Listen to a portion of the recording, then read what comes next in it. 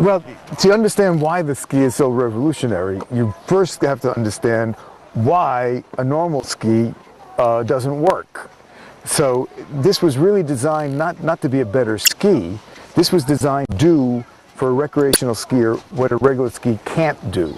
So number one was to get the edges under your boot like an ice skate, as opposed to on either side where you're trying to flop it back and forth. Now you got the edges underneath. It's a great sensation because on the third or fourth or fifth run, eventually you stop thinking edge to edge. You start thinking just leaning side to side. Okay, now second problem, and it's even bigger problem, is we all know that the shape ski is the promise of the great new thing, and in essence it is if you're an expert skier. The problem is that with a regular shape ski, there's no pressure in the tip and tail. If you put the ski flat, if we had 3 scales, one under the tip, one under the tail, one in the middle, and you put 200 pounds on it, you'd have 195 pounds in the middle, about 2.5 pounds tip and tail. So there's nothing in the tip and tail. Worse yet, all snow isn't flat. You get a little snow like this, your ski is like this. You're just teeter-tottering. So the ski can bend up, can't bend down. So now here's a regular ski, and it's not even, I can put my finger under it. It's not even touching the snow. So the problem is that the recreational skier goes to make a turn, and the tip and tail is not there. He's on a little thing like this, and he just slides out. So the suspension system is that here you have a chassis, and it's built just like a car or a sports car, and this is a leaf spring, and if you can see it here, it bends down and up. It's a full travel suspension, up and down, and if you look at the bottom, you see it's totally independent suspension, like a sports car.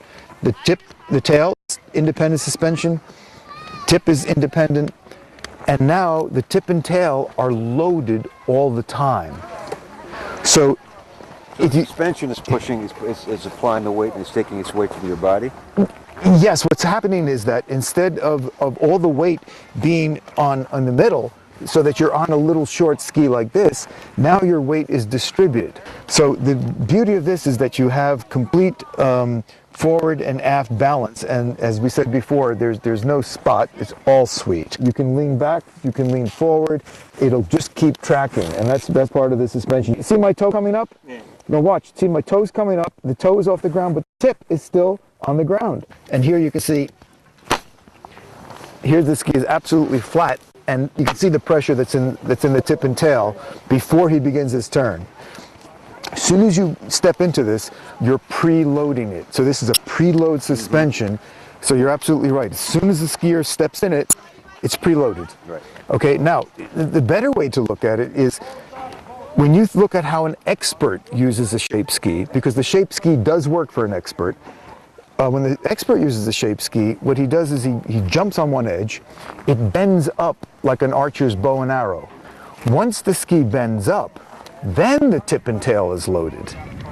So the expert is basically loading the ski, so now he's nice and stable, he's got 15 pounds tip, 15 pounds tail, finishes his turn, and lets go and jumps over to the other side, instantly loads it up at a high angle, cars his turn. So what an expert is doing is he's jumping over the area where he knows the ski doesn't work. The recreational skier like me, I'm stuck where it doesn't work.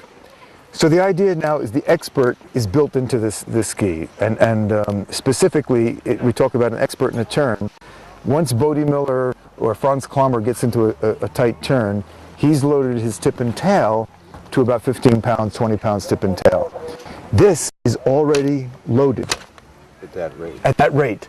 So the expert is in the ski. You can see it's already loaded. So as the recreational skier, all I have to do is just lean into a turn, and my ski is already loaded like an expert.